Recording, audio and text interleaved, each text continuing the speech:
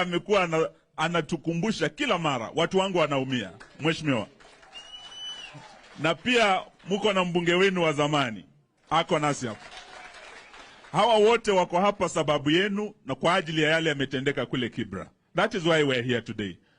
Lakini tunataka tuseme wale wamefanya njama ya uvamizi Kibra, wamefanya njama ya uvamizi shamba la Uhuru kule Ruiru, wamefanya njama ya uvamizi kampuni ya Raila ya Spectre hapa industrial area, tunasema shetani afanye nini? Ashinde. Sababu ni mipango ya kihuni, ni mipango ya kishetani. Na wanafanya hii ili tusitishe maandamano. Watishe viongozi hawa wa Azimio eti waache kuandamana. Hawa wanaandamana na Wakenya sababu wanapigania bei ya unga ifanye nini? Ishuke. Njaa haijui Muislamu ama njaa haijui Mkristo. Sisi sote tuko na njaa. Kuna unga ya Muislamu na unga ya Mkristo kweli? Hawa viongozi wanapigania haki yenu ili unga bei ifanye nini? Stima ifanye nini? Mafuta ifanye nini? Tunapigania haki yenu, ndio sababu tunasema hata wakifanya vitisho, hata wakijaribu kuleta vitendo vya kihuni, hatutarudi nyuma. Tuko pamoja jamani?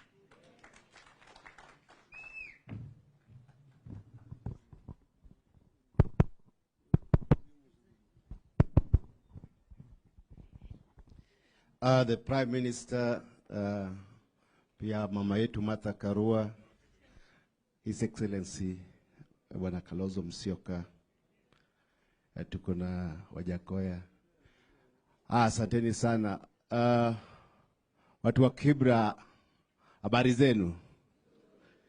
Waislamu tuko nao hapa, tuko na Wakristo na pia traders. Nataka kuwashukuru sana kwa sababu ile mambo tumekuwa nayo pale haikukuwa mambo mzuri sana. Nashukuru tena Wakristo na Waislamu, tumeongea vizuri na tumesikizana vile tutafanya. Tukue na kamati tukitoka hapa, ile kamati ya wazee na vijana, tuongeleshana vile tutakuwa kuanzia leo tukiendelea mbele. Na wale traders pia kwa hapa tujadiliane vile tunaweza kusaidiana pamoja. Kwa sababu ile kitendo kilifanyika jana haikukuwa kitendo cha watu wa Kibra, lakini ni kitendo cha wale watu walitoka nje ya Kibra. Ndio hiyo Ganu anasema huyo ndio youth wa Kibra, Muislamu anasema hao walilipwa. Wana truth. Lazima tusikizane hapa. Tumeishi pamoja Wanubi na wale wenzetu wa Jaluo na wengine wa Kikuyu, tumeishi pamoja Kibra. Hatujakuwa na shida kama hili. Na lazima tukitoka hapa tutoke kama mandugu na madada. Tushikane pamoja, tushikane mkono. Hata kesho tuko na maandamano. Kitendo kama hicho isifanyike tena pale Kibra. Tumesikizana? Nataka kuwashukuru, asanteni sana. Tumekuja hapa kwa sababu ya time. Tutawacha na tukitoka hapa tutoke kama jamii moja. Na jamii yetu ni Kibra, si ndio? Asanteni sana na Mungu awabariki na Waislamu mkae pamoja. Najua mko kwa Ramadhani, tuko pamoja na nyinyi. Asanteni sana. Asante. Lakini vyema pia aliyekuwa mbunge wenu pia wasalimu. Si ni kiongozi bado? Assalamu alaikum. God is good all the time. Ndugu zetu wana biashara Kibra hoye. Kibra hoye. Kwanza nichukue nafasi hii kwa kumshukuru baba kwa kuweza kuleta hii jamii yote pamoja siku ya leo. Najua jana alikuwa Kibra kuweza kutatua shida ambazo zimekuwa tangu siku ya maandamano. Mimi nikisimama hapa nataka vile vile nichukue nafasi kukemea mambo ambayo ilitokea Monday baada ya maandamano. Kabla, mchana na vile vile jioni. Najua watu wetu, askari, watu walikuwa compromised. Kwa sababu pale DC tuko na GSU na tuko na police station ambayo ilijengwa na pesa ya umma. Na hawawe kuweza kurespond, kuweza kuenda kuchunga mali na vile vile wale watu waliumizwa. So mimi nikisimama hapa nataka kusema hivi. Kanisa na msikiti tumejua tuko na mambo. na wakati wangu nimejua tumezungumuza. We've already reached somewhere. We must conclude this. Akwana taimusu. Lazima kena logo wafika la madimusu. Ndugu zangu vile vile wa PCA lazima tupate mwelekeo kwa hii jambo ambayo imekuwa kila mara inatufanya nini? Inatusumbua. Tumefanya hatua na kiongozi wenye ambao alikuwa na anajua hatuwezi kosa suluhisho. Kwa wanabiashara niseme kwamba tumekuwa na maandamano mbeleni. On 20th March tulikuwa na maandamano. Hakuna biashara ilichomwa, hakuna biashara iliibwa, si ndio? Mbona hii ya juzi ndio ilikuwa tumeona watu wa magazeti walipigwa, walivamiwa. Kila mara wanakuwa Kibra ama Wakui. So tusipiganishwe. Tunajua tumeoana, kuna Mkikuyu ameoa Mjaluo na Mjaluo ameoa Mnubi, kuna Mkamba ameolewa na Mnubi. Tunaishi kama jamii moja. Kibra is the face of Kenya and we want to still remain as that. Si ndio? Najua wanabiashara kuna wale walikuwa na pesa zao. Ulikuwa unaweza tafutia familia yako, unaamka unaenda kazi. Tunasema pole kwa sababu leo juzi uliamuka hakuna mahali ya kuenda, biashara yote imeenda. Tutatembea pamoja ili tuweze kuangalia vile tutaimarisha maisha yenu na kusimamisha zile biashara tena. Asante, Mungu awabariki. Asante. Kabla tujaleta baba aweze kuongea nanyi nyote, tuko na Profesa Wajakoya. Mungependa wasalimu kwa dakika moja? Karibu Profesa Wajakoya. Ni mtu wa kutingisha miti. Asante sana. Unajua baba akiwa pale, mimi siwezi kusimama karibu na baba.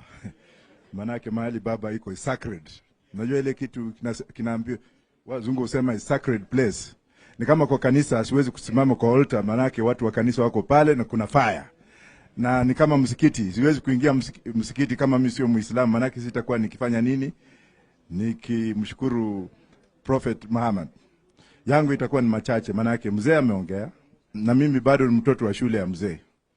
Nataka watu wa Kibira, wana Kibira msikia kwamba hata kama niko miaka 63 sijaenda shule. Naweza kuwa nimeenda zile shule zingine za wazungu kusoma ile vitu ya wazungu. Lakini shule ya huyu mzee na shule ya Bwana Kalonzo, hiyo shule ni kubwa sana kwangu. Lazima nitazame kwa unyenyekevu na niwe mpole, na nikiongea mbele yao niwe najua ni mambo gani, matamshi gani nitatoa. Mimi mwenyewe nilikuwa chokora, nafikia mnajua hiyo.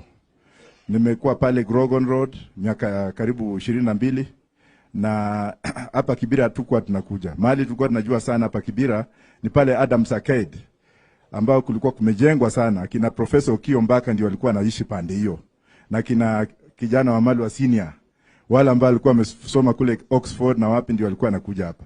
Kwa vile kulikuwa na mtaro. Yale nitataka kusema kwamba ikiwa baba amenipatia nafasi ya kuongea mbele yenu, ikiwa baba amenipatia nafasi ya kuongea mahali yeye mwenyewe yuko, hizo si heshima.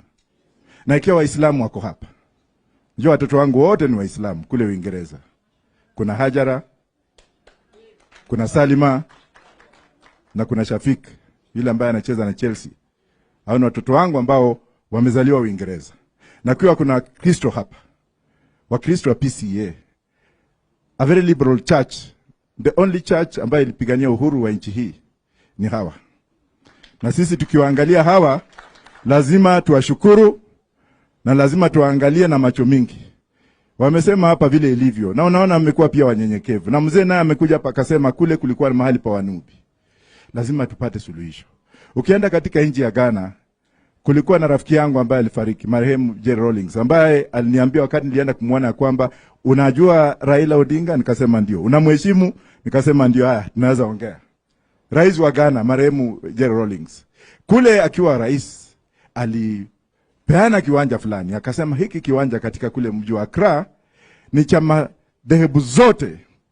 Hata kuna msikiti watu wanaomba wakitoka Wakristo wanaingia. Na Ghana ndio nchi pekee ambaye inajua umuhimu wa kumwabudu Mungu. Hapa utakuta watu wakisema kwamba hawa ni Wakristo, hawa namna hii. Mzee amesema hapa, secretary amesema kwamba alikuwa na nia, alikuwa na neno, ambalo lilikuwa linamsumbua katika kifuani. Na amesema, hata mimi nimemwangalia nikamshukuru sana because ako na hekima ya uongozi. Nikuzungumza hadharani na uzungumze ile ambayo iko moyoni mwako, sio kudanganya. Unaweza kuona wale watu ambao wanakuja kule ni wale vijana wetu ambao hawana mahali pa kwenda. Unaweza kuona wale ambao wametuma hao watoto. Tabia ya mtu unamuona baba yake, tabia ya mtu unamuona mama yake, tabia ya mtu unamuona nyanya yake, tabia ya mtu unamuona Mungu wake yule anayeabudu sio Mungu wa kamili. Ukiona Gachagua ile kanisa anaenda, unaona Kimani Ichung'wah ile kanisa anaenda, ukiona Ndindi Nyoro zile makanisa wanaenda. Nataka wale ambao wanaenda makanisa zao waanze kuwauliza maswali. Mbona mnatuma watu kwenda kuharibu mali ya Uhuru Kenyatta?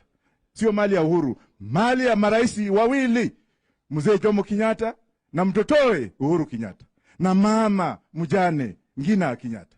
Mnaenda, hata nasikia wengine wamekula hayo makondoo wamekufa tayari. Sijui kama mmeona hiyo. Watu 4 wamekufa tayari wenye walikula hiyo nyama. Nyinyi muwaombee, maana tuko na njaa. Muwaombee na mnyi pia mtoke na sifuria. Mama iko hapa, Martha Karua, mama shupavu, mama ambaye ni soja, mama ambaye akiangalia mtu, hata wewe mwenyewe ukimwangalia lazima uwe prepared ndio ende karibu na Martha. Na unaona mzee naye kuna. Asanteni sana. Asante. Tuendelee tusiendelee? Nafikiri mama alikuwa ashaongea na Mheshimiwa Kalonzo, lakini kabla sijaleta mzee mwenyewe ambaye ametualika hapa, kwanza ni confirm ya kwamba wiki jana siku ya Jumatano tulitoa notisi kwa polisi wa Kenya ya kwamba tutakuwa na maandamano Jumatatu wiki hii na Alhamisi kesho. That notice still stands. No matter what IG Kome says, they were duly served with the notice. Azimio has fully complied with the constitution and the laws of Kenya.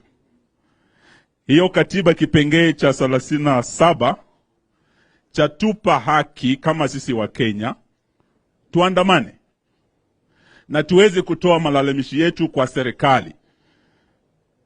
Mambo ya bei ya unga na bidhaa zote ambayo bei imeenda juu, tuna haki sisi kwenda kuambia serikali washukishe hiyo bei ya unga ili Wakenya wawe na chakula cha kutosha. Baba na mama na Kalonzo na timu hii wanawapigania hiyo haki. Ama ninyi watu wa Kibra mko sawa? Si mnaumia kama Wakenya wengine? So hiyo haki haitapatikana kama hatutasukuma hii serikali. Na ndio sababu kesho we are confirming ya kwamba our demonstrations are on. IG Kome, we served you with the notice and we'll serve you with no further notices beyond tomorrow. Sababu imeonekana hawa polisi wameamua hawatafuata sheria za Kenya. Na sisi tunasema hapa tukiwa wanasheria, baba akiwa hapa aliyepigania hii katiba anaandamana na Martha Karua ambaye ni senior counsel na amekuwa minister for justice. Huyu Kalonzo Musyoka ni senior counsel na amekuwa vice president wa Kenya hii. Huyu Wajakoya ni profesa wa sheria na anaelewa sheria ya Kenya inasema nini. Na mimi Eugene Wamalwa kabla sijakuwa waziri wa defense, I was the last minister for justice and constitutional affairs of the Republic of Kenya. We know what we are talking about. Bwana Kome, Bwana Bungei, Bwana Ruto, you cannot teach us about the constitution of Kenya or the laws of Kenya. Tumefuata hiyo sheria, na kama ninyi hamutakuwa mnafuata sheria na respect the notices that we have served, then it will serve no purpose for us to serve any further notices on Bwana IG Kome na akome kupiga wa Kenya tear gas. Tuomba wa Kristo, tuomba wanubi wa Islamu, muruhusu wanaotaka kuandamana tafadhali, give them safe passage. Watu waandamane kwa amani. Watu wasiingie kwa misikiti ama makanisa. Watu wasiingie kwa biashara ya watu na kuvunja maduka ya watu. All our supporters, please demonstrate peacefully, unarmed, musibebe silaha. Na Bwana Kome ukome kupiga watu wa Kenya tear gas, respect the law and the constitution of Kenya. And it's now my honor and privilege to invite the people's president, the Right Honorable Raila Amolo Odinga. Hello. Hamjambo. Hamjambo tena. Karibuni, karibuni. Najua Wakristo na viongozi wa Kristo na Waislamu tayari tumezungumza hapa. Wale ambao wamekuja hapa nyumbani wafanya biashara, hamjambo. Asanteni sana. Sasa tulikuwa tumemaliza maneno. Yale ambayo yamebaki ni machache sana. Lakini kwa sababu wale wafanyabiashara wameingia, nataka niseme yale ambayo wao watasikia vile vile na wale ambayo hawako hapa. Kwanza wale wafanyabiashara wa Kibra ambao walipata madhara juzi, poleni sana. Poleni sana sana. Tunaambiwa ya kwamba viosk vilichomwa, sasa mkapata hasara kubwa zaidi. Sisi tuko pamoja na nyinyi. Na nimesema ya kwamba tuwasaidia nyinyi na vifaa kama mabati ya kujenga tena zile vioski zenu. Sawa?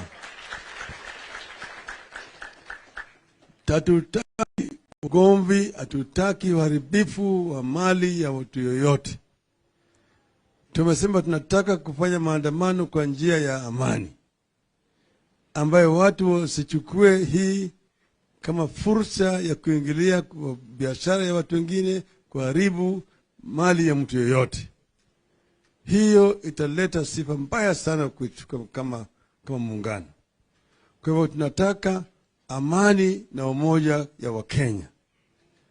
Yale tunapigania ni kwa manufaa ya watu wadogo, kwa manufaa ya watu ambao wanahangaika, kwa wale wafanyabiashara, kwa wale ambao hawana chochote. Hiyo sisi tunawapigania. Ikiwa kama wewe sasa unachukua fursa hiyo kwenda kuingilia biashara ya mtu mwingine, wewe ni mpumbavu. Wewe hujui kwa sababu gani sisi tunapigania. Sasa hapa kanisa ilichomwa, hasara kubwa zaidi. Lakini hiyo ni njama ambayo imepangwa nje ya Kibra na wale wote ambao wanapinga mambo yetu. Wanataka kuleta jina mbaya kwa movement yetu, kwa sababu jamaa hao wanafanya njama kama haya. Lakini tunasema shetani, sisi hatuwezi kufanya kitu ambacho inaleta athari kwa watu wetu. Tunataka kuona kama watu wetu wanaishi kwa njia ya amani na kwa njia ya upendo. Kibra ni sura ya Kenya.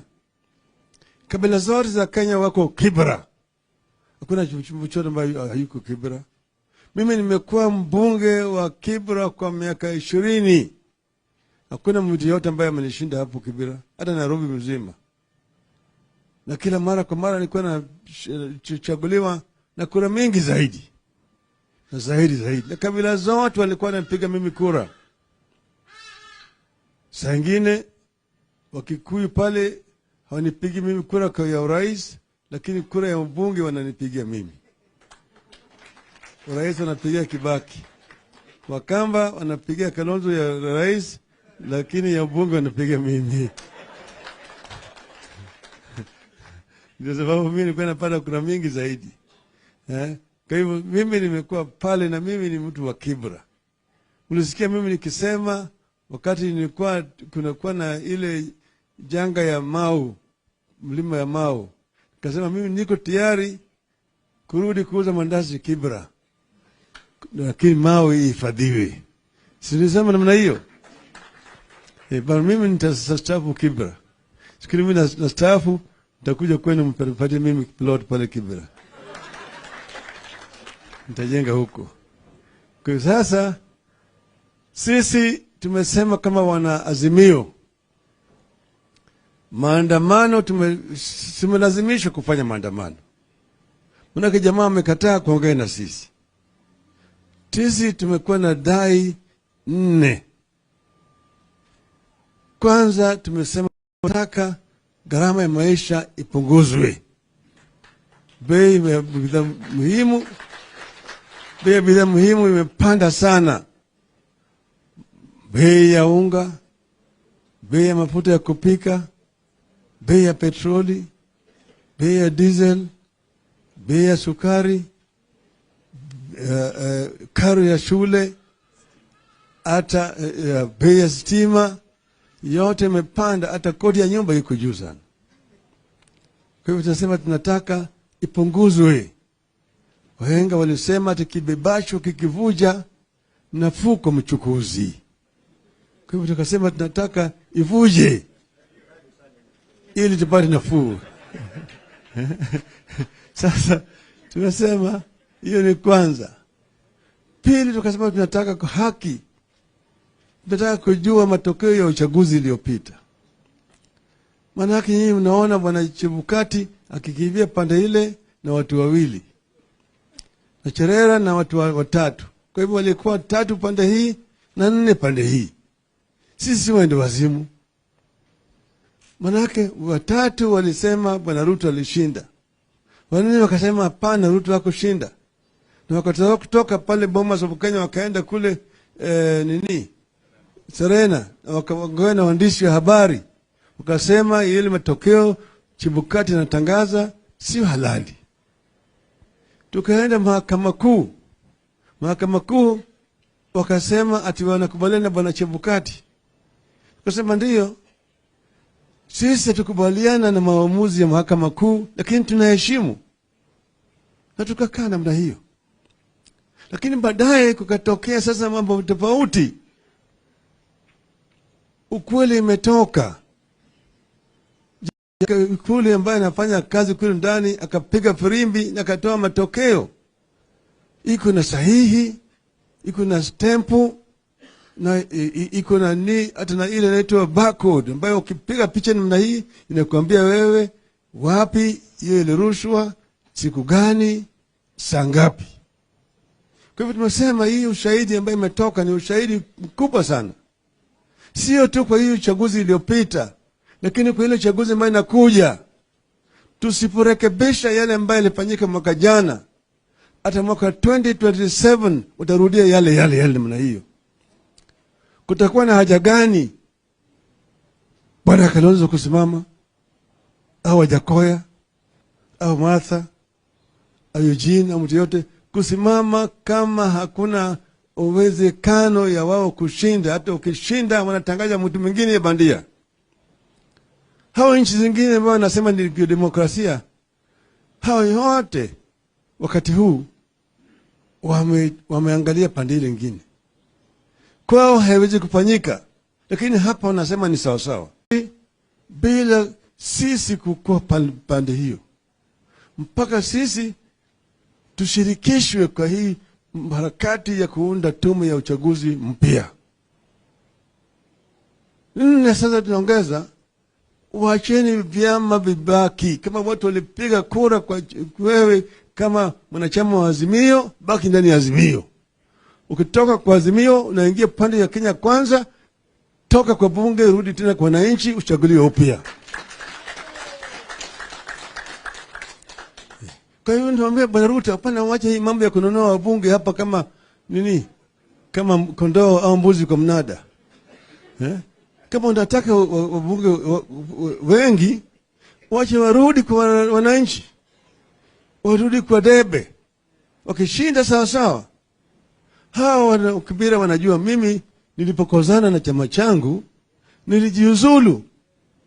Nikarudi kwa debe na kwa wananchi. Na tukashindana. Nikachaguliwa tena. Hao wote wabunge ambao wanapiga kelele mingi, wanapweka kama umbwa, tokeni kwa bunge, rudini kwa wananchi, tuonane na nyinyi. Si sawa sawa? Hiyo vile vile ni sharti tumeweka sasa, ya kwamba wacha kuvunja vyama vya siasa, kulipa kununua wabunge kwa bunge kule, si wewe una sauti kwa bunge. Azimio ilipata viti 172. Kenya Kwanza ilipata viti 165. Kwa hivyo sisi tulishinda Kenya Kwanza na viti 7 katika bunge ya kitaifa. Sasa wamenunua wabunge kutoka pande yetu, wanasema wako ni majority. Majority bandia, si majority ya ukweli. Sisi ndio tulishinda.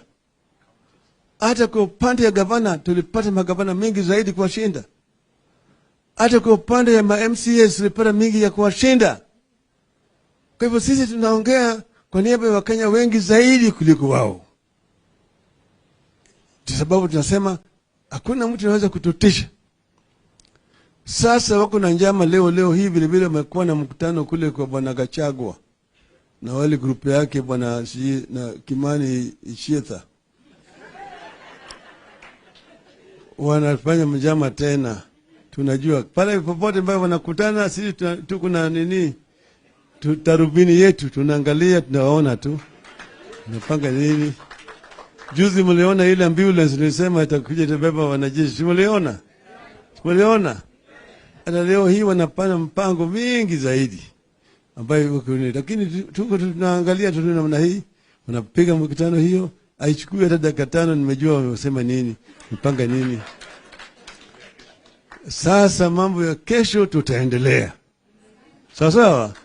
Si tutaendelea? Tuendelee, tusiendelee? Tuendelee, si tuendelee? Tutaendelea kesho, sawa. Hivyo sasa kwa hawa Waislamu wako hapa kwa sababu ni Ramadhan, mtapata futari kidogo hapa. Wakristo nyinyi mtapata tu transport, lakini Jumapili Imran ataleta mchango yetu kwenye kanisani. Sawa. Na nyinyi vile vile mtapata transport, alafu mambo ya vifaa vya kujenga mabati mtapata. Sawa. Asanteni sana, Mungu awabariki. Tumpatie nafasi nzuri, tusalie kwa viti vyetu. Viongozi wetu watatupea mwelekeo.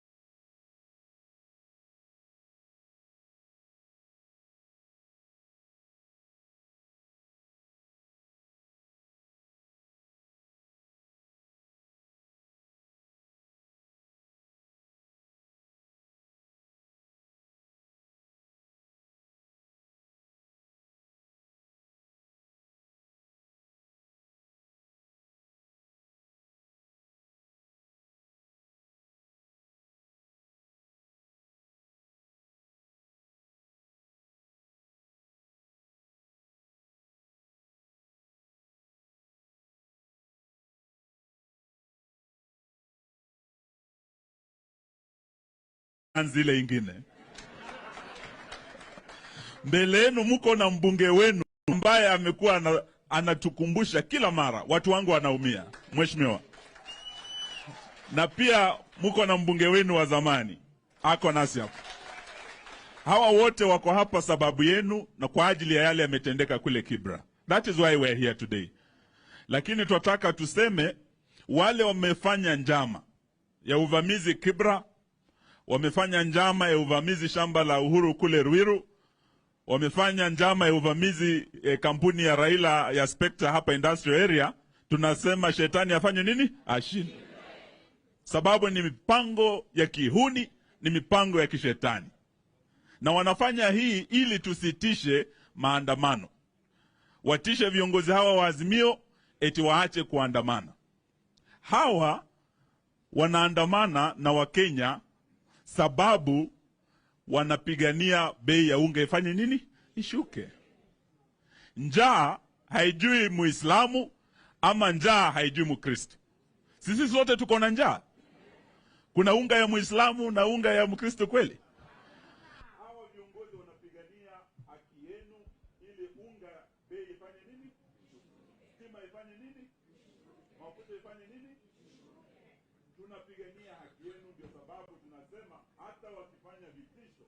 hata wakijaribu kuleta vitendo vya kihuni hatutarudi nyuma. Tuko pamoja jamani?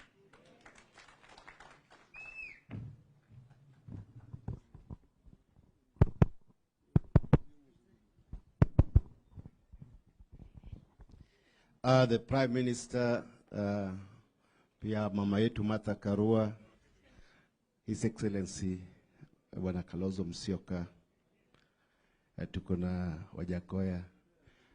Asanteni sana. Watu wa Kibra, habari zenu?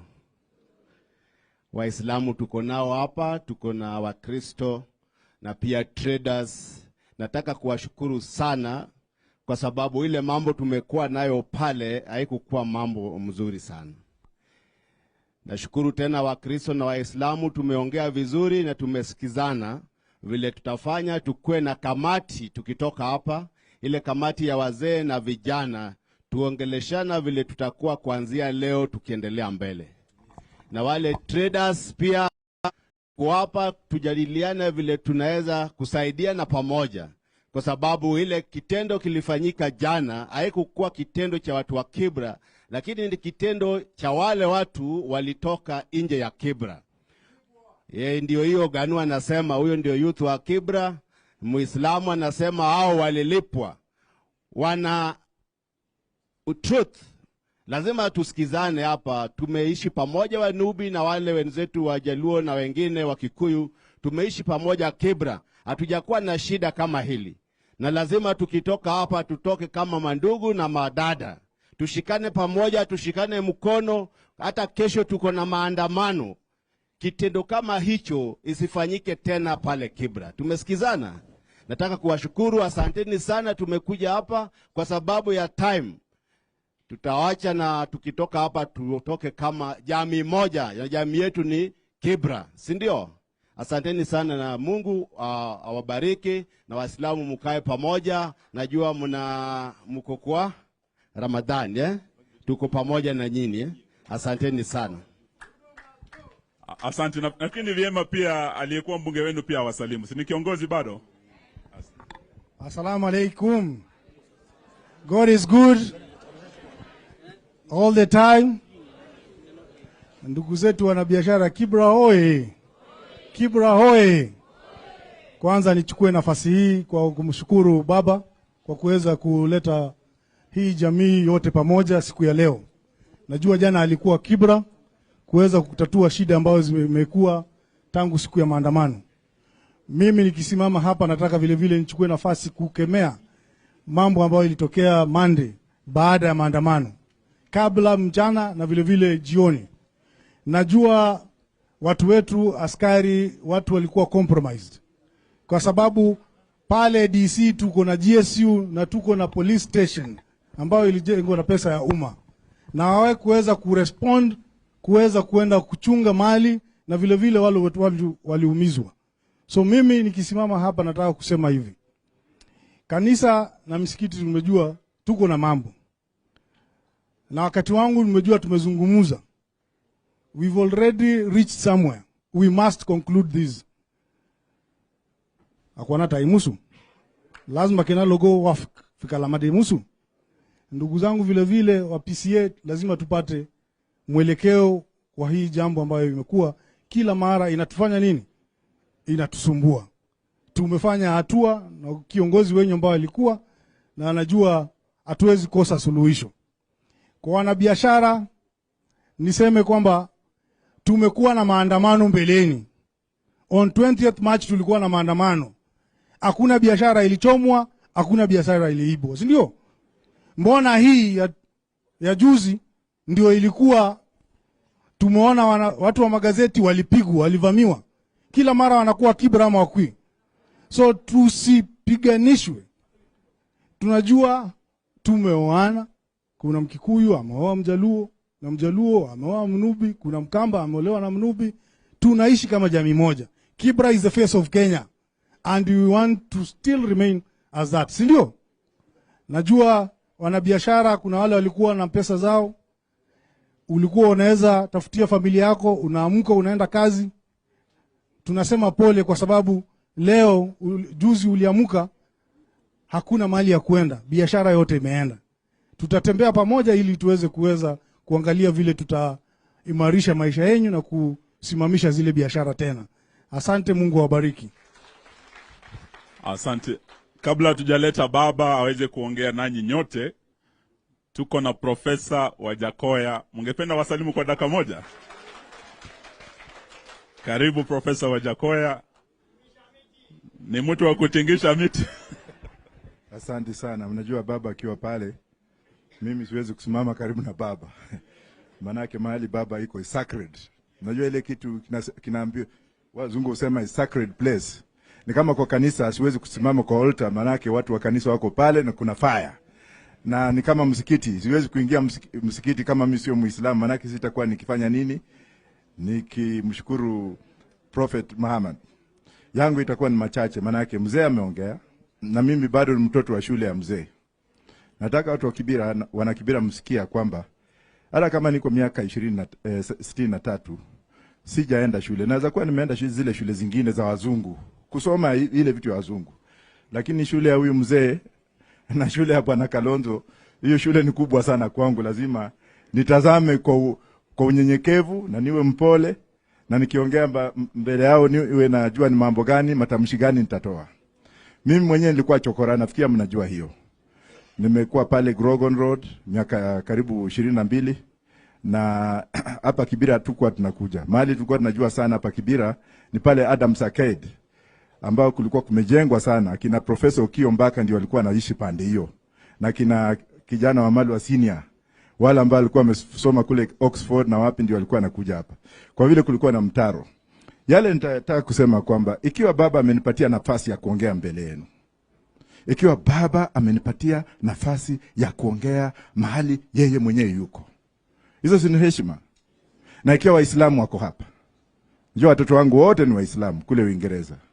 Kuna Hajara, kuna Salima, na kuna Shafik, yule ambaye anacheza na Chelsea. Hao ni watoto wangu ambao wamezaliwa Uingereza.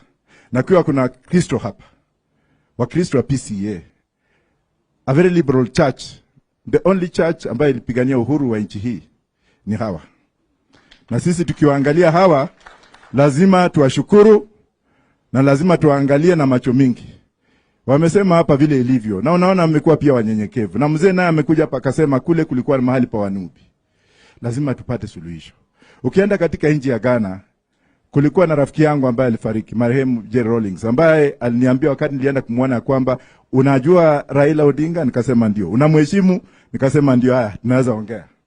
Rais wa Ghana marehemu Jerry Rawlings, kule akiwa rais, alipeana kiwanja fulani, akasema hiki kiwanja katika kule mji wa Accra ni cha madhehebu zote. Hata kuna msikiti watu wanaomba wakitoka Wakristo wanaingia. Na Ghana ndio nchi pekee ambaye inajua umuhimu wa kumwabudu Mungu. Hapa utakuta watu wakisema kwamba hawa ni Wakristo, hawa namna hii. Mzee amesema hapa, secretary amesema kwamba alikuwa na nia, alikuwa na neno ambalo lilikuwa linamsumbua katika kifuani. Na amesema, hata mimi nimemwangalia nikamshukuru sana because ako na hekima. Hekima ya uongozi ni kuzungumza hadharani na uzungumze ile ambayo iko moyoni mwako, sio kudanganya. Unaweza kuona wale watu ambao wanakuja kule ni wale vijana wetu ambao hawana mahali pa kwenda. Unaweza kuona wale ambao wametuma hao watoto. Tabia ya mtu unamuona baba yake, tabia ya mtu unamuona mama yake, tabia ya mtu unamuona nyanya yake, tabia ya mtu unamuona Mungu wake yule anayeabudu sio Mungu wa kamili. Ukiona Gachagua ile kanisa anaenda, unaona Kimani Ichung'wah ile kanisa anaenda, ukiona Ndindi Nyoro zile makanisa wanaenda. Nataka wale ambao wanaenda makanisa zao waanze kuwauliza maswali. Mbona mnatuma watu kwenda kuharibu mali ya Uhuru Kenyatta? Sio mali ya Uhuru, mali ya maraisi wawili, Mzee Jomo Kenyatta na mtotoe Uhuru Kenyatta, na mama mjane Ngina Kenyatta. Mnaenda, hata nasikia wengine wamekula hayo makondoo wamekufa tayari. Sijui kama mmeona hiyo. Watu 4 wamekufa tayari, wenye walikula hiyo nyama. Nyinyi muwaombee, maana tuko na njaa. Muwaombee na mnyi pia mtoke na sifuria. Sifuria, mama iko hapa Martha Karua. Mama shupavu. Mama ambaye ni soldier. Mama ambaye akiangalia mtu, hata wewe mwenyewe ukimwangalia, lazima uwe prepared ndio uende karibu na Martha. Na unaona mzee naye kuna. Asanteni sana. Asante. Tuendelee tusiendelee? Nafikiri mama alikuwa ashaongea na Mheshimiwa Kalonzo, lakini kabla sijaleta mzee mwenyewe ambaye ametualika hapa, kwanza ni confirm ya kwamba wiki jana siku ya Jumatano tulitoa notisi kwa polisi wa Kenya ya kwamba tutakuwa na maandamano Jumatatu wiki hii na Alhamisi kesho. That notice still stands. No matter what IG Kome says, they were duly served with the notice. Azimio has fully complied with the constitution and the laws of Kenya. Hiyo katiba kipengee cha 37 chatupa haki kama sisi wa Kenya tuandamane na tuweze kutoa malalamishi yetu kwa serikali. Mambo ya bei ya unga na bidhaa zote ambayo bei imeenda juu, tuna haki sisi kwenda kuambia serikali washukishe hiyo bei ya unga ili Wakenya wawe na chakula cha kutosha. Baba na mama na Kalonzo na timu hii wanawapigania hiyo haki. Ama ninyi watu wa Kibra mko sawa? Si mnaumia kama Wakenya wengine? So hiyo haki haitapatikana kama hatutasukuma hii serikali. Na ndio sababu kesho we are confirming ya kwamba our demonstrations are on. IG Kome, we served you with the notice and we'll serve you with no further notices beyond tomorrow. Sababu imeonekana hawa polisi wameamua hawatafuata sheria za Kenya. Na sisi tunasema hapa tukiwa wanasheria, baba akiwa hapa aliyepigania hii katiba anaandamana na Martha Karua ambaye ni senior counsel na amekuwa minister for justice. Huyu Kalonzo Musyoka ni senior counsel na amekuwa vice president wa Kenya hii. Huyu Wajakoya ni profesa wa sheria na anaelewa sheria ya Kenya inasema nini. Na mimi Eugene Wamalwa kabla sijakuwa waziri wa defense, I was the last minister for justice and constitutional affairs of the Republic of Kenya. We know what we are talking about. Bwana Kome, Bwana Bungei, Bwana Ruto, you cannot teach us about the constitution of Kenya or the laws of Kenya. Tumefuata hiyo sheria, na kama ninyi hamutakuwa mnafuata sheria na kurespect the notices that we have served, then it will serve no purpose for us to serve any further notices on Bwana IG Kome na akome kupiga wa Kenya tear gas. Tuomba wa Kristo, tuomba wanubi wa Islamu, muruhusu wanaotaka kuandamana tafadhali, give them safe passage. Watu waandamane kwa amani. Watu wasiingie kwa misikiti ama makanisa. Watu wasiingie kwa biashara ya watu na kuvunja maduka ya watu. All our supporters, please demonstrate peacefully, unarmed, musibebe silaha. Na Bwana Kome, ukome kupiga watu wa Kenya tear gas. Respect the law and the constitution of Kenya. And it's now my honor and privilege to invite the people's president, the Right Honorable Raila Amolo Odinga. Hello. Hamjambo. Hamjambo tena. Karibuni. Najua Wakristo na viongozi wa Kristo na Waislamu tayari tumezungumza hapa. Wale ambao wamekuja hapa nyumbani wafanya biashara, hamjambo. Asanteni sana. Sasa tulikuwa tumemaliza maneno. Yale ambayo yamebaki ni machache sana. Lakini kwa sababu wale wafanya biashara wameingia, nataka niseme yale ambayo wao watasikia vile vile na wale ambayo hawako hapa. Kwanza wale wafanya biashara wa Kibra ambao walipata madhara juzi, poleni sana. Poleni sana. Tunaambiwa ya kwamba viosk vilichomwa, sasa mkapata hasara kubwa zaidi. Sisi tuko pamoja na nyinyi. Na nimesema ya kwamba tuwasaidia nyinyi na vifaa kama mabati ya kujenga tena zile vioski zenu. Sawa. Hatutaki ugomvi, hatutaki uharibifu wa mali ya watu yoyote. Tumesema tunataka kufanya maandamano kwa njia ya amani, ambayo watu wasichukue hii kama fursa ya kuingilia kwa biashara ya watu wengine, kuharibu mali ya mtu yoyote. Hiyo italeta sifa mbaya sana kama muungano. Kwa hivyo tunataka amani na umoja ya Wakenya. Yale tunapigania ni kwa manufaa ya watu wadogo, kwa manufaa ya watu ambayo wanahangaika, kwa wale wafanyabiashara, kwa wale ambayo hawana chochote. Hiyo sisi tunawapigania. Ikiwa kama wewe sasa unachukua fursa hiyo kwenda kuingilia biashara ya mtu wengine, wewe ni mpumbavu. Wewe hujui kwa sababu gani sisi tunapigania. Sasa hapa kanisa ilichomwa, hasara kubwa zaidi. Lakini hiyo ni njama ambayo imepangwa nje ya Kibra na wale wote ambao wanapinga mambo yetu. Wanataka kuleta jina mbaya kwa movement yetu, kwa sababu jamaa hao wanafanya njama kama haya. Lakini tunasema shetani, sisi hatuwezi kufanya kitu ambayo inaleta athari kwa watu wetu. Tunataka kuona kama watu wetu wanaishi kwa njia ya amani na kwa njia ya upendo. Kibra ni sura ya Kenya. Kabila zote za Kenya wako Kibra. Hakuna chochote ambayo hayuko Kibra. Mimi nimekuwa mbunge wa Kibra kwa miaka 20.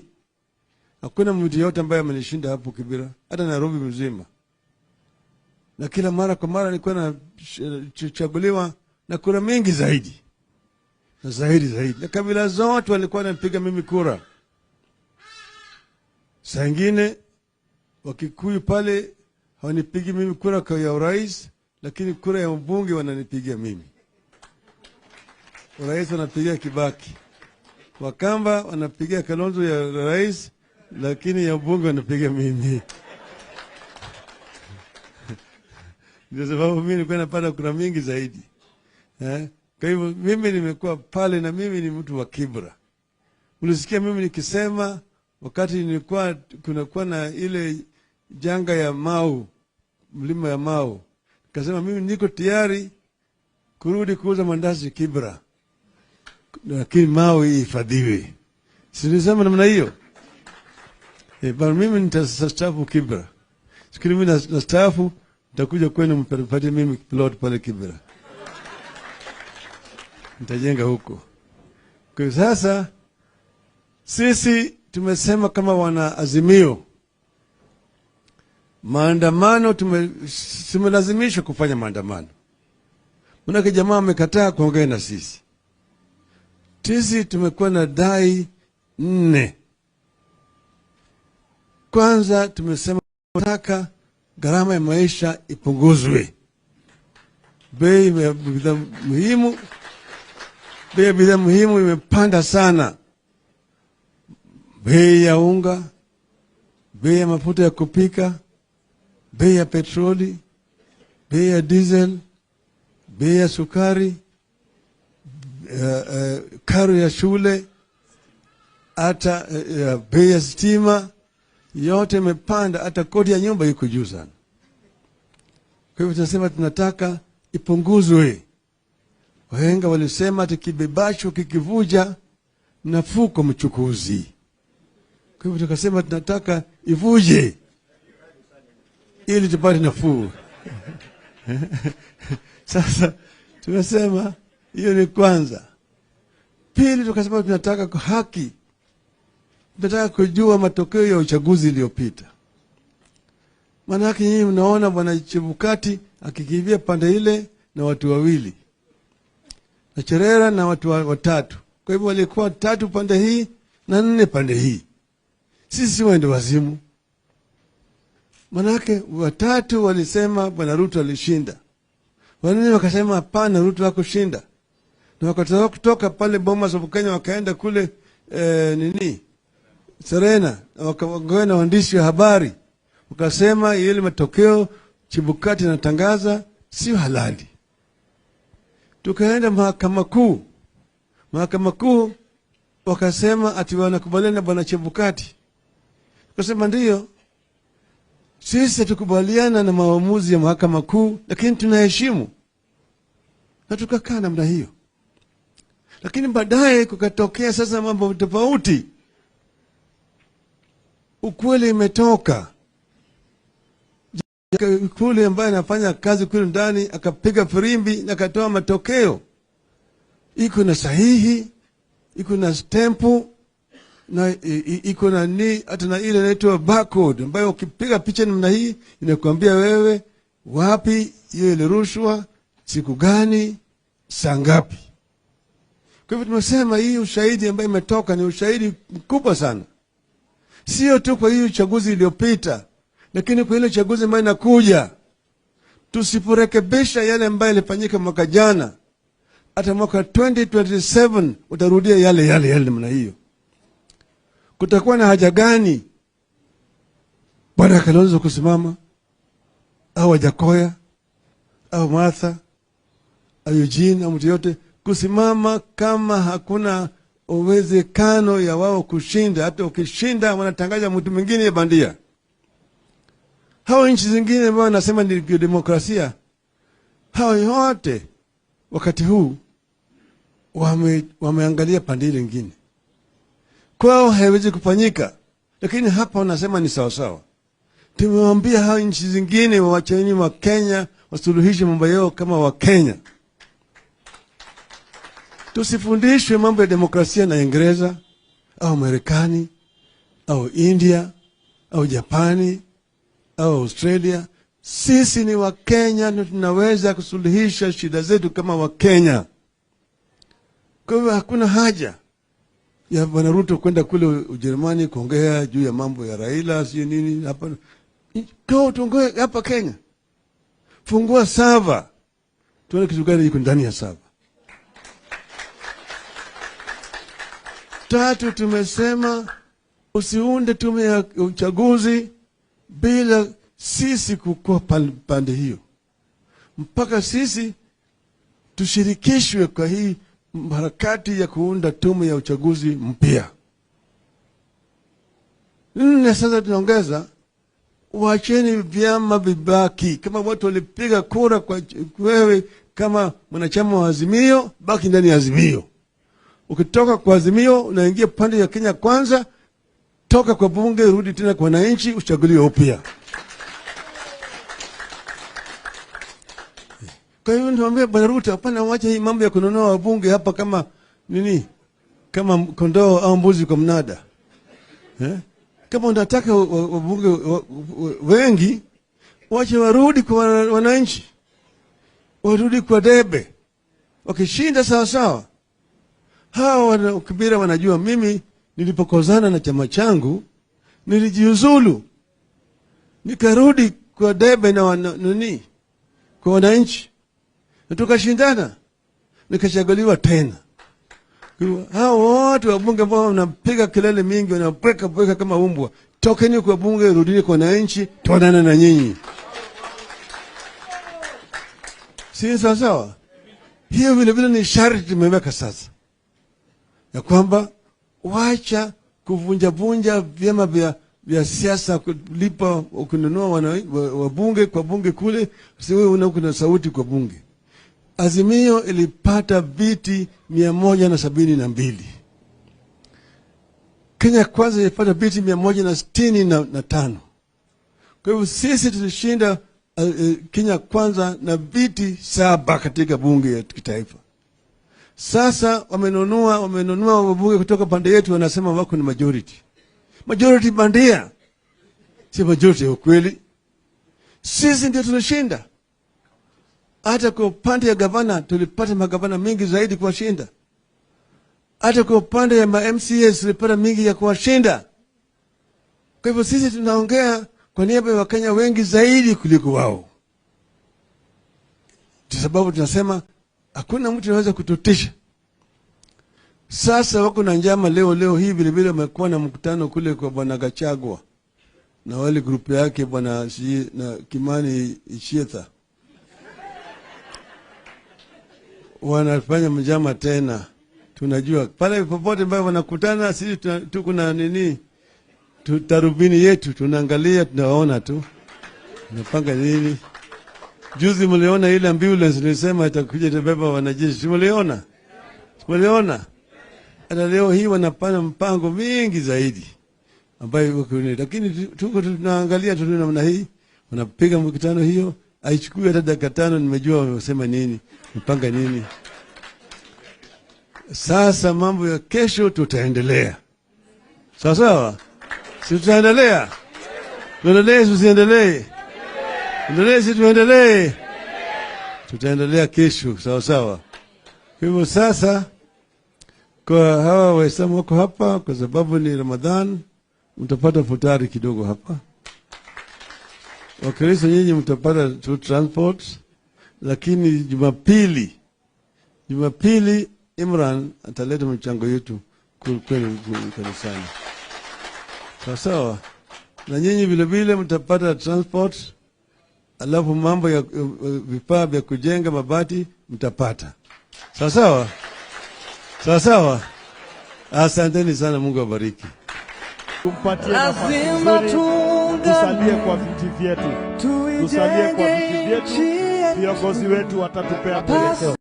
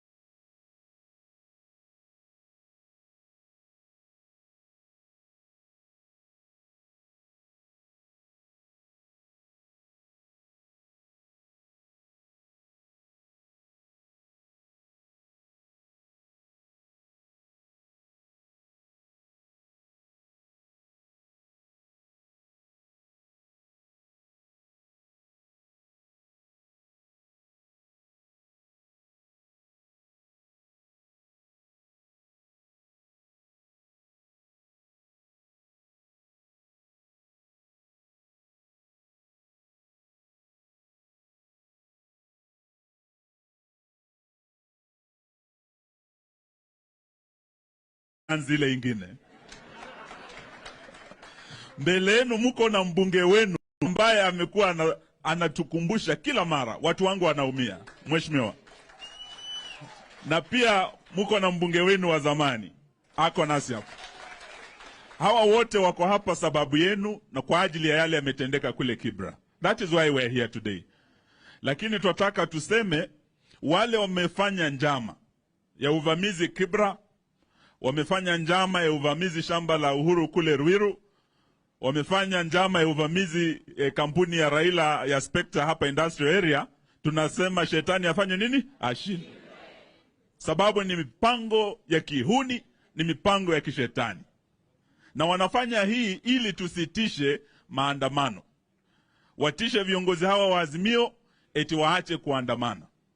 Hawa wanaandamana na Wakenya sababu wanapigania bei ya unga ifanye nini? Ishuke. Njaa haijui Muislamu ama njaa haijui Mkristo. Sisi sote tuko na njaa. Kuna unga ya Muislamu na unga ya Mkristo kweli? Hawa viongozi wanapigania haki yenu ili unga bei ifanye nini? Stima ifanye nini? Mafuta ifanye nini? Tunapigania haki yenu, ndio sababu tunasema hata wakifanya vitisho, hata wakijaribu kuleta vitendo vya kihuni, hatutarudi nyuma. Tuko pamoja jamani?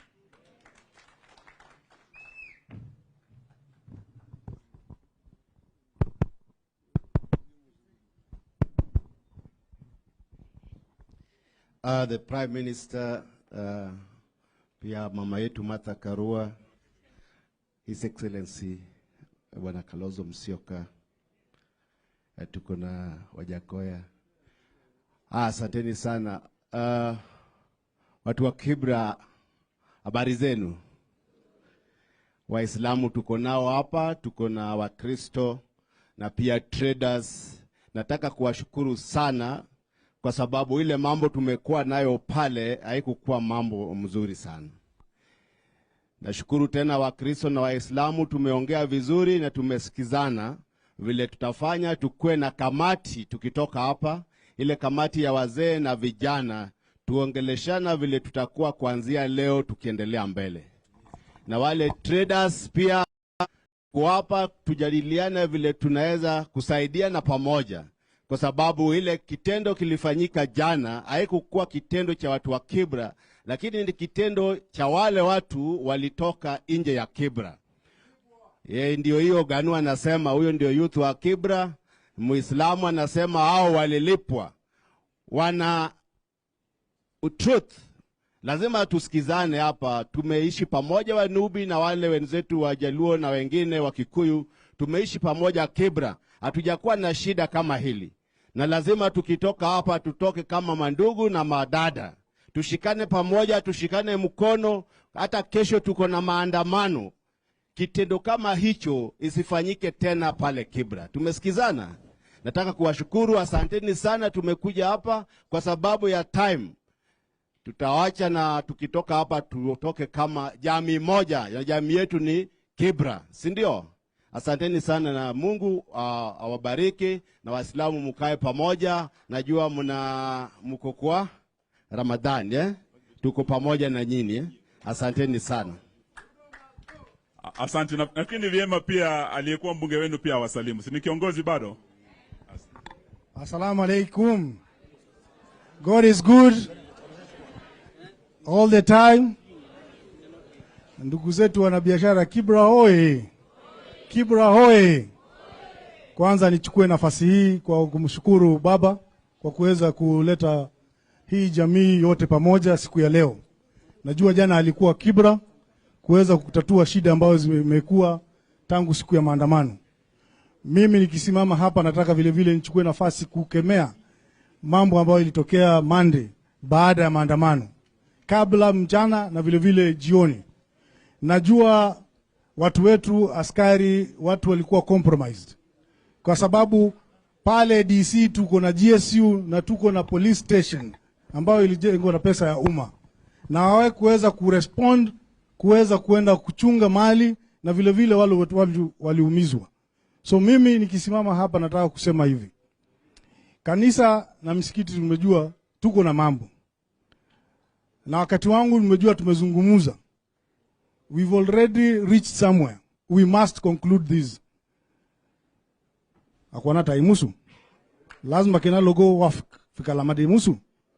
Ndugu zangu vile vile wa PCA lazima tupate mwelekeo kwa hii jambo ambayo imekuwa kila mara inatufanya nini?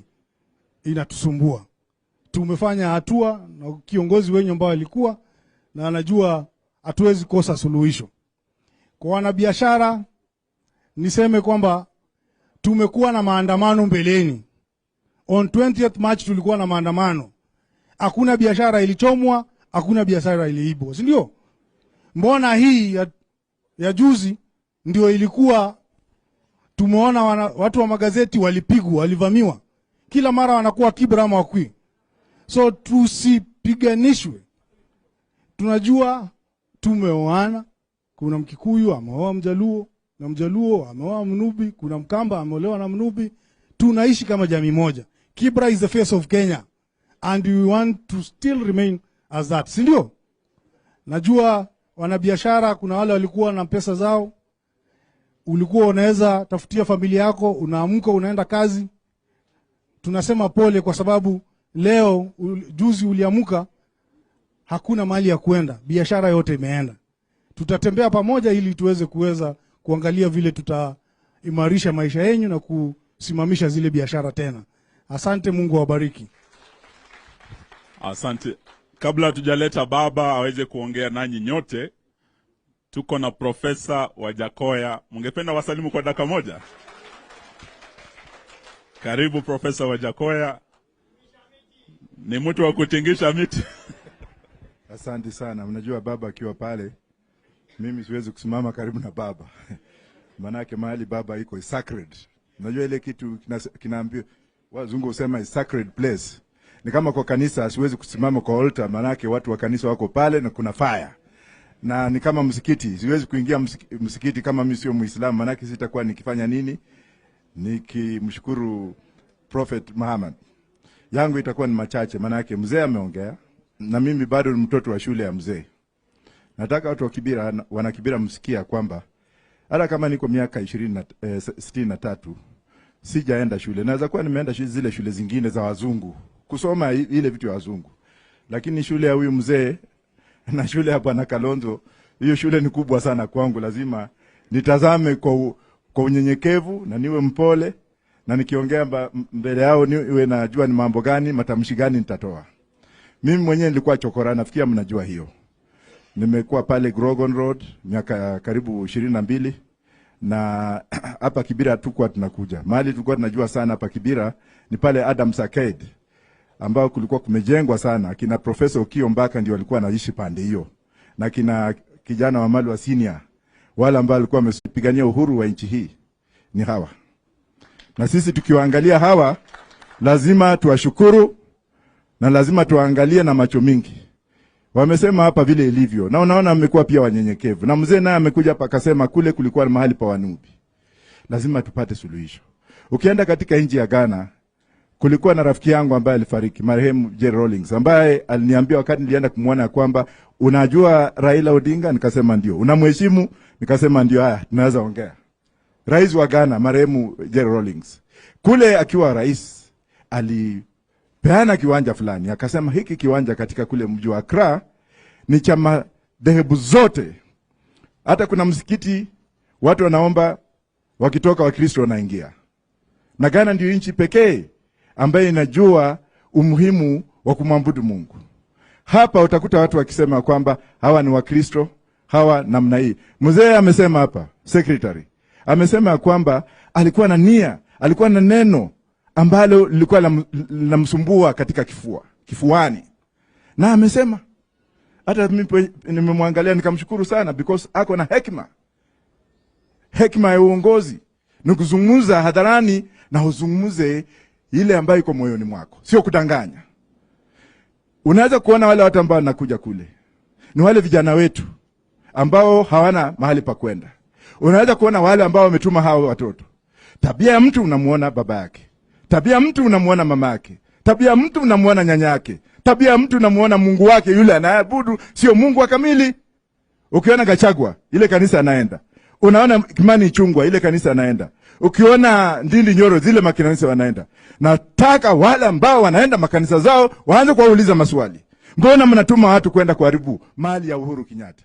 Sio mali ya Uhuru, mali ya maraisi wawili, Mzee Jomo Kenyatta na mtotoe Uhuru Kenyatta, na mama mjane Ngina Kenyatta. Mnaenda, hata nasikia wengine wamekula hayo makondoo wamekufa tayari. Sijui kama mmeona hiyo. Watu 4 wamekufa tayari, wenye walikula hiyo nyama. Nyinyi muwaombee, maana tuko na njaa.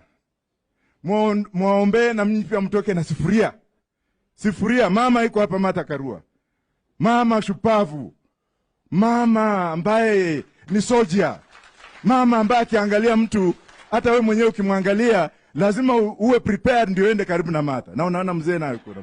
Asanteni sana. Asante. Tuendelee tusiendelee? Nafikiri mama alikuwa ashaongea na Mheshimiwa Kalonzo, lakini kabla sijaleta mzee mwenyewe ambaye ametualika hapa, kwanza ni confirm ya kwamba wiki jana siku ya Jumatano tulitoa notisi kwa polisi wa Kenya ya kwamba tutakuwa na maandamano Jumatatu wiki hii na Alhamisi kesho. That notice still stands. No matter what IG Kome says, they were duly served with the notice. Azimio has fully complied with the constitution and the laws of Kenya. Hiyo katiba kipengee cha 37 chatupa haki kama sisi wa Kenya tuandamane na tuweze kutoa malalamishi yetu kwa serikali. mambo ya bei ya unga na bidhaa zote ambayo bei imeenda juu, tuna haki sisi kwenda kuambia serikali washukishe hiyo bei ya unga ili Wakenya wawe na chakula cha kutosha.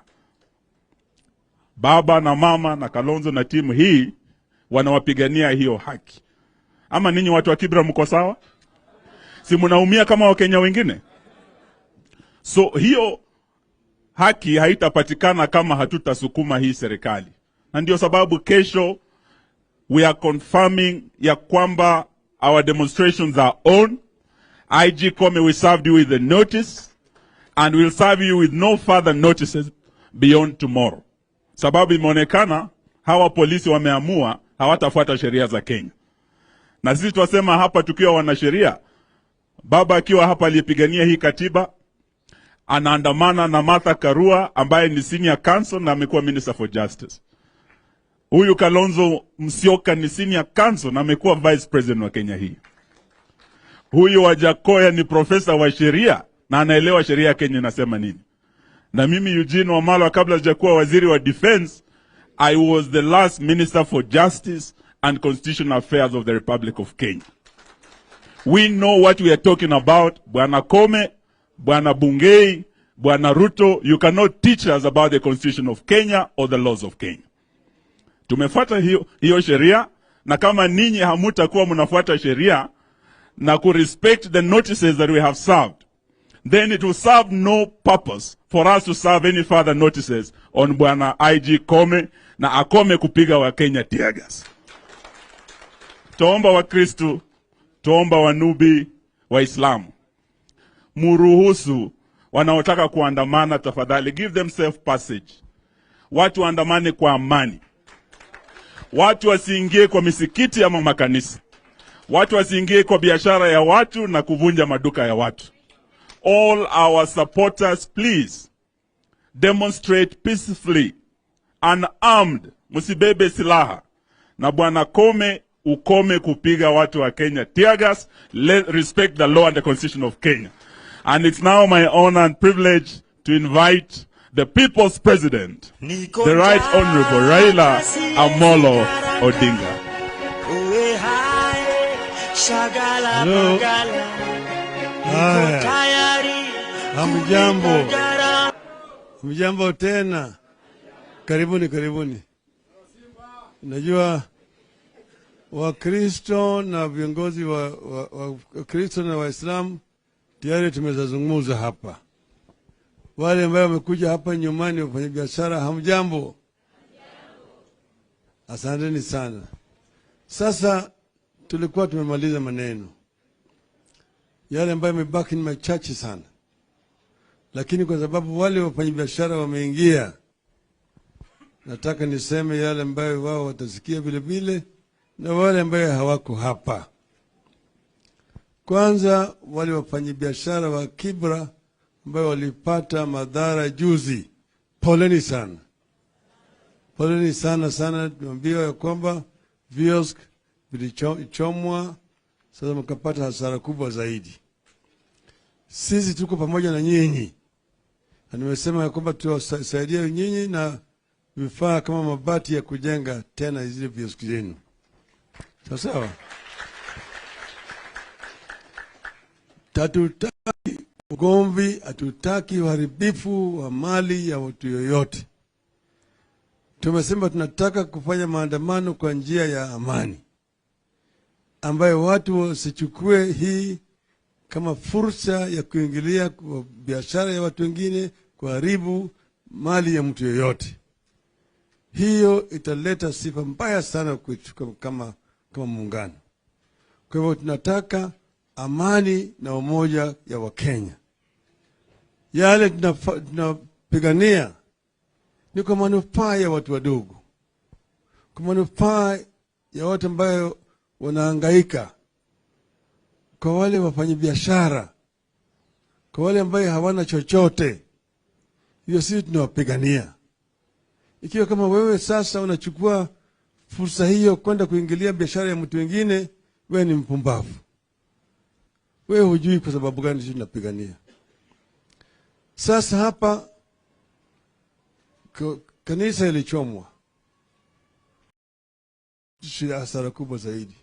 Lakini hiyo ni njama ambayo imepangwa nje ya Kibra na wale wote ambaye wanapinga mambo yetu, wanataka kuleta jina mbaya kwa movement yetu, kwa sababu jamaa hao wanafanya njama kama haya.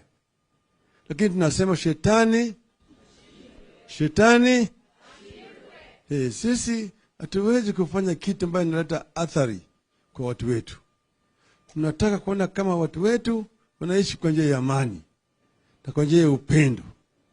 Kibra ni sura ya Kenya. Kabila zote za Kenya wako Kibra. Hakuna chochote ambayo hayuko Kibra. Mimi nimekuwa mbunge wa Kibra kwa miaka 20. Hakuna mtu yote ambaye amenishinda hapo Kibra, hata Nairobi mzima. Na kila mara kwa mara nilikuwa na chaguliwa na kura mingi zaidi. Na zaidi. Na kabila zote walikuwa wanapiga mimi kura. Saa ingine Wakikuyu pale hawanipigi mimi kura kwa ya urais, lakini kura ya mbunge wananipigia mimi. Urais wanapigia Kibaki. Wakamba wanapigia Kalonzo ya rais, lakini ya mbunge wanapigia mimi. Ndio sababu mimi nilikuwa napata kura mingi zaidi. Kwa hivyo mimi nimekuwa pale na mimi ni mtu wa Kibra. Ulisikia mimi nikisema wakati nilikuwa kunakuwa na ile janga ya Mau, mlima ya Mau. Nikasema mimi niko tayari kurudi kuuza mandazi Kibra, lakini Mau ihifadhiwe. Sinisema namna hiyo. Bali mimi nitastaafu Kibra. Sikiri mimi nastaafu, nitakuja kwenu mpate mimi plot pale Kibra. Nitajenga huko. Kwa sasa sisi tumesema kama wana Azimio, maandamano tumelazimishwa kufanya maandamano. Manake jamaa amekataa kuongea na sisi. Sisi tumekuwa na dai 4. Kwanza tumesema tunataka gharama ya maisha ipunguzwe. Bei ya bidhaa muhimu imepanda sana. Bei ya unga, bei ya mafuta ya kupika, bei ya petroli, bei ya diesel, bei ya sukari, karo ya shule, hata bei ya stima, yote imepanda, hata kodi ya nyumba iko juu sana. Kwa hivyo tunasema tunataka ipunguzwe. Wahenga walisema ati kibebasho kikivuja nafuu kwa mchukuzi. Kwa hivyo tukasema tunataka ivuje ili tupate nafuu. Sasa tumesema hiyo ni kwanza. Pili tukasema tunataka kwa haki. Tunataka kujua matokeo ya uchaguzi iliyopita. Maana yake nyinyi mnaona bwana Chebukati akikimbia pande ile na watu wawili. Na Cherera na watu watatu. Kwa hivyo walikuwa 3 pande hii na 4 pande hii. Sisi waende wazimu. Manake 3 walisema bwana Ruto alishinda. Wengine wakasema hapana, Ruto hakushinda. Na wakatoka kutoka pale Bomas of Kenya wakaenda kule Serena, wakaongea na waandishi wa habari. Wakasema ile matokeo Chebukati anatangaza sio halali. Tukaenda mahakama kuu. Mahakama kuu wakasema ati wanakubaliana na bwana Chebukati.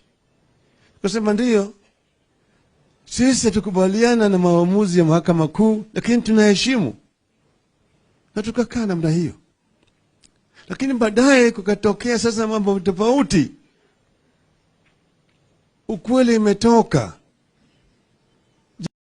Kule ambaye anafanya kazi kule ndani akapiga firimbi na akatoa matokeo. Iko na sahihi, iko na stampu, na iko na hata na ile inaitwa barcode ambayo ukipiga picha namna hii inakuambia wewe wapi hiyo ilirushwa, siku gani, saa ngapi. Kwa hivyo tumesema hii ushahidi ambayo imetoka ni ushahidi mkubwa sana. Sio tu kwa hiyo uchaguzi iliyopita, lakini kwa ile uchaguzi ambayo inakuja. Tusiporekebisha yale ambayo yalifanyika mwaka jana, hata mwaka 2027 utarudia yale namna hiyo. Kutakuwa na haja gani Bwana Kalonzo kusimama, au Wajakoya, au Martha, au Eugene, au mtu yote kusimama, kama hakuna uwezekano ya wao kushinda? Hata ukishinda wanatangaza mtu mwingine bandia. Hao nchi zingine ambao wanasema ni demokrasia, hao yote wakati huu wameangalia pande ile nyingine. Kwao haiwezi kufanyika, lakini hapa wanasema ni sawa sawa. Tumewaambia hao nchi zingine waacheni wa Kenya wasuluhishe mambo yao kama wa Kenya. Tusifundishwe mambo ya demokrasia na Uingereza au Marekani au India au Japani au Australia. Sisi ni wa Kenya na tunaweza kusuluhisha shida zetu kama wa Kenya. Kwa hivyo hakuna haja ya Bwana Ruto kwenda kule Ujerumani kuongea juu ya mambo ya Raila sio nini hapa. Kwa tuongee hapa Kenya. Fungua sava. Tuone kitu gani kiko ndani ya sava. Tatu, tumesema usiunde tume ya uchaguzi bila sisi kukua pande hiyo. Mpaka sisi tushirikishwe kwa hii harakati ya kuunda tume ya uchaguzi mpya. Nne, sasa tunaongeza, wacheni vyama vibaki. Kama watu walipiga kura kwa wewe kama mwanachama wa Azimio, baki ndani ya Azimio. Ukitoka kwa Azimio unaingia pande ya Kenya Kwanza, toka kwa bunge rudi tena kwa wananchi uchaguliwe upya. Kwa hiyo niambia Bwana Ruto, hapana, wacha hii mambo ya kununua wabunge hapa kama nini, kama kondoo au mbuzi kwa mnada. Kama unataka wabunge wengi, wacha warudi kwa wananchi, warudi kwa debe. Wakishinda sawa sawa. Hawa Kibira wanajua mimi nilipokozana na chama changu nilijiuzulu, nikarudi kwa debe na nini, kwa wananchi, na tukashindana, nikachaguliwa tena. Hao wote wabunge ambao wanapiga kelele mingi, wanapweka kama umbwa, tokeni kwa bunge, rudini kwa wananchi, tuonane na nyinyi. Si sawa sawa? Hiyo vile vile ni sharti tumeweka sasa, ya kwamba wacha kuvunja vyama vya siasa, kulipa kununua wabunge kwa bunge kule, si wewe una sauti kwa bunge. Azimio ilipata viti 172. Kenya Kwanza ilipata viti 165. Kwa hivyo sisi tulishinda Kenya Kwanza na viti 7 katika bunge ya kitaifa. Sasa wamenunua wabunge kutoka pande yetu, wanasema wako ni majority. Majority bandia, si majority ya ukweli. Sisi ndio tulishinda. Hata kwa upande ya gavana tulipata magavana mengi zaidi kuwashinda. Hata kwa upande ya MCAs tulipata mingi ya kuwashinda. Kwa hivyo sisi tunaongea kwa niaba ya Wakenya wengi zaidi kuliko wao. Kwa sababu tunasema hakuna mtu anaweza kututisha. Sasa wako na njama leo hii vile vile wamekuwa na mkutano kule kwa Bwana Gachagua na wale grupu yake Bwana na Kimani Ichirita. Wanafanya mjama tena. Tunajua pale popote ambapo wanakutana sisi tuko na nini, tutarubini yetu, tunaangalia, tunaona tu tunapanga nini. Juzi mliona ile ambulance nilisema itakuja itabeba wanajeshi, mliona? Hata leo hii wanapanga mpango mingi zaidi ambayo uko ni, lakini tuko tunaangalia tu namna hii, wanapiga mkutano hiyo, haichukui hata dakika 5 nimejua wamesema nini, mpanga nini. Sasa mambo ya kesho tutaendelea. Sawa sawa? Si tutaendelea? Tuendelee, tusiendelee? Endelee, si tuendelee? Tutaendelea kesho, sawa sawa. Kwa hivyo sasa, kwa hawa Waislamu wako hapa, kwa sababu ni Ramadhan, mtapata futari kidogo hapa. Wakristo nyinyi mtapata transport, lakini Jumapili Jumapili Imran ataleta mchango yetu kwenu kanisani. Sawa. Na nyinyi vile vile mtapata transport, alafu mambo ya vifaa vya kujenga mabati mtapata. Sawa. Asanteni sana, Mungu awabariki. Tupendwa, tumpatie nafasi nzuri, tusalie kwa viti vyetu. Viongozi wetu watatupea mwelekeo.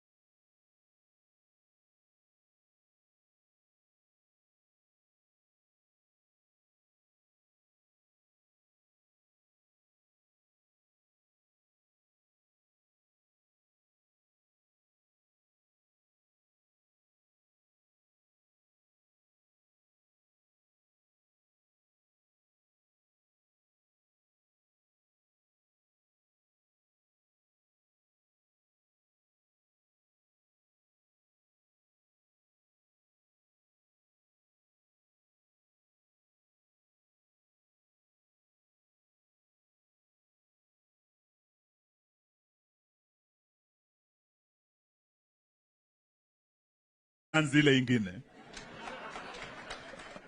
Mbele yenu mko na mbunge wenu ambaye amekuwa anatukumbusha kila mara watu wangu wanaumia, mheshimiwa. Na pia mko na mbunge wenu wa zamani, ako nasi hapa. Hawa wote wako hapa sababu yenu na kwa ajili ya yale yametendeka kule Kibra. That is why we are here today.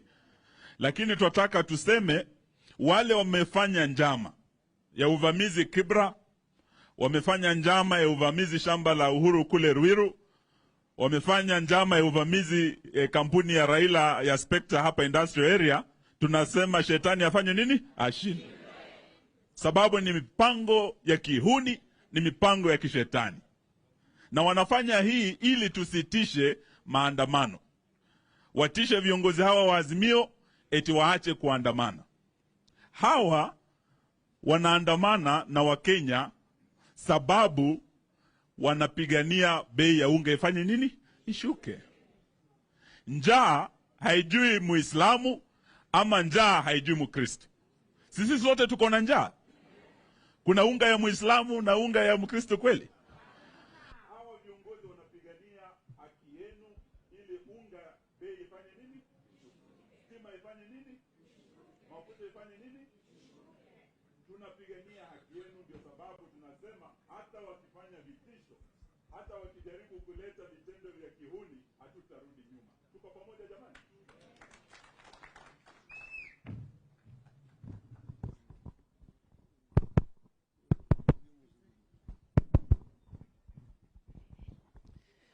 The Prime Minister, pia mama yetu Martha Karua, His Excellency Bwana Kalonzo Musyoka, tuko na Wajakoya. Asanteni sana. Watu wa Kibra, habari zenu? Waislamu tuko nao hapa, tuko na Wakristo na pia traders. Nataka kuwashukuru sana kwa sababu ile mambo tumekuwa nayo pale haikukuwa mambo mzuri sana.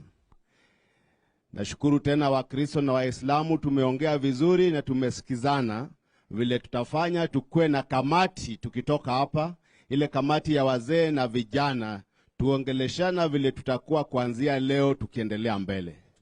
Na wale traders pia kwa hapa tujadiliane vile tunaweza kusaidiana pamoja, kwa sababu ile kitendo kilifanyika jana haikukuwa kitendo cha watu wa Kibra, lakini ni kitendo cha wale watu walitoka nje ya Kibra. Yeye ndio hiyo Ganu anasema huyo ndio youth wa Kibra, Muislamu anasema hao walilipwa. Wana truth. Lazima tusikizane hapa. Tumeishi pamoja Wanubi na wale wenzetu wa Jaluo na wengine wa Kikuyu, tumeishi pamoja Kibra. Hatujakuwa na shida kama hili. na lazima tukitoka hapa tutoke kama mandugu na madada, tushikane pamoja, tushikane mkono. Hata kesho tuko na maandamano.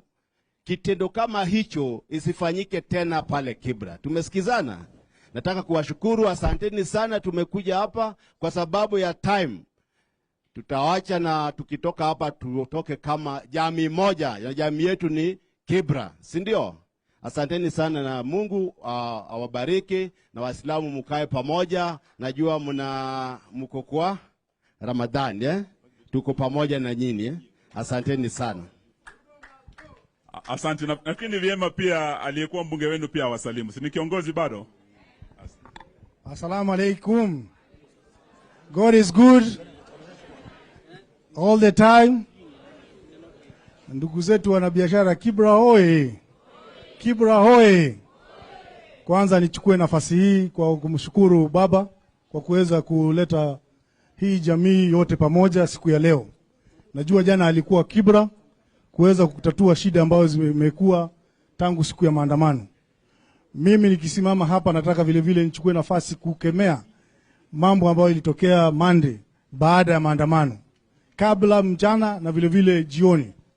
Najua watu wetu, askari, watu walikuwa compromised kwa sababu pale DC tuko na GSU na tuko na police station ambayo ilijengwa na pesa ya umma, na hawawe kuweza kurespond, kuweza kuenda kuchunga mali, na vile vile wale watu waliumizwa.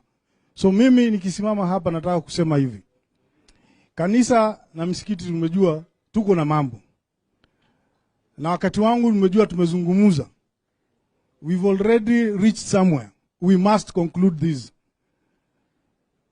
Akwana taimusu. Lazima kena logo wafika la madimusu.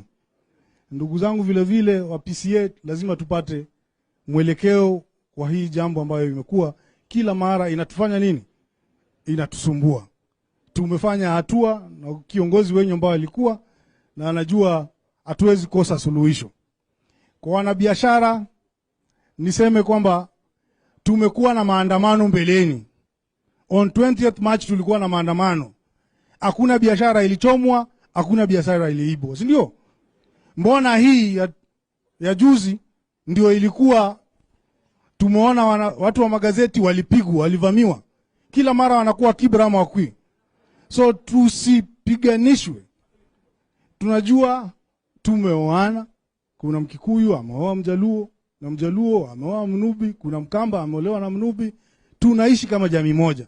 Kibra is the face of Kenya and we want to still remain as that. Si ndio? Najua wanabiashara kuna wale walikuwa na pesa zao. Ulikuwa unaweza tafutia familia yako, unaamka unaenda kazi. Tunasema pole kwa sababu leo juzi uliamuka hakuna mali ya kuenda, biashara yote imeenda. Tutatembea pamoja ili tuweze kuangalia vile